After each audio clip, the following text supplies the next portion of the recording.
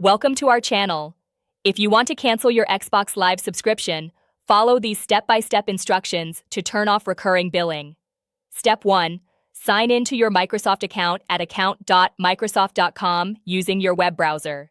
Step 2. Navigate to Services and Subscriptions from the menu options. Step 3. Find your Xbox Live Gold or Xbox Game Pass subscription in the list of active subscriptions. Step 4. Click on Manage next to the Xbox Live subscription you want to cancel. Step 5. Look for and select the option that says Turn off recurring billing or cancel subscription. Step 6. Microsoft may present you with special offers or discounts to keep your subscription. Review these offers or click Continue to cancel if you still want to proceed. Step 7.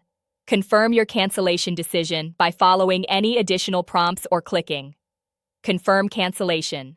Step 8.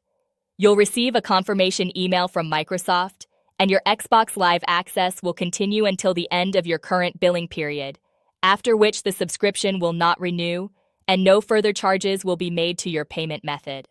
Don't forget to like this video and subscribe to our channel.